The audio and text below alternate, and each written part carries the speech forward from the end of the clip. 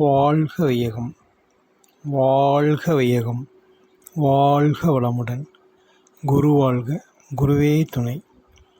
பஞ்சபூதங்களின் மீதும் நவகிரகங்களின் மீதும் மனதையும் அறிவையும் செலுத்தி தவம் செய்வதையே பஞ்சபூத நவகிரக தவம் என்கிறோம்.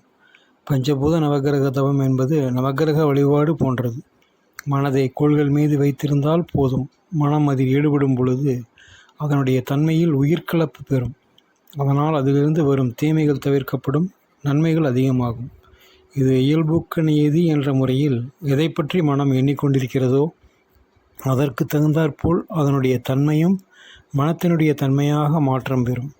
நட்சத்திரங்கள், கோள்களின் இயக்கத்தால் ஏற்படும் காந்த ஆற்றல் நில உலகில் வாழும் உயிர்களை பாதிக்கின்றன.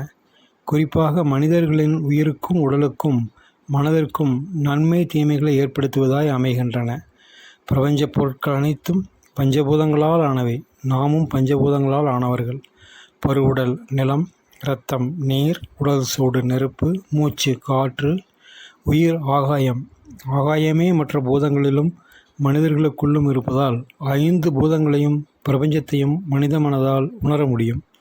அந்த ஆகாயமே உயிராகவும் இருப்பதால் உயிர்கலப்பு எதனோடும் ஏற்பட முடியும்.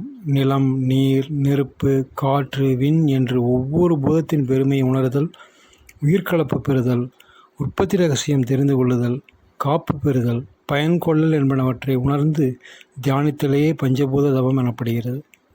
அடுத்து நட்சத்திரம், கோள்களை நினைத்து நவகிரக தவம் செய்ய வேண்டும். சூரியன், புதன், சுக்கிரன், சந்திரன், செவ்வாய், வியாழன், சனி, ராகு, கேது ஆகிய கிரகங்கள் ஒவ்வொன்றிலும் மனதை செலுத்த வேண்டும். ஒவ்வொரு கிரகத்தின் நிறம் நமது எந்த உடல் உறுப்போடு தொடர்புள்ளது என்பனவற்றை தெரிந்து தியானிக்க வேண்டும். அந்த கிரகங்கள் நமக்கு செய்யக்கூடிய நன்மைகள், அந்த கிரகத்திலிருந்து வரக்கூடிய அலைகளை நாம் ஏற்று பயன் கொள்ள வேண்டும்.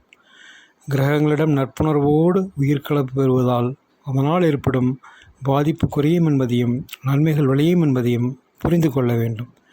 வாழ்க வையகம், வாழ்க வையகம், வாழ்க வளமுடன்.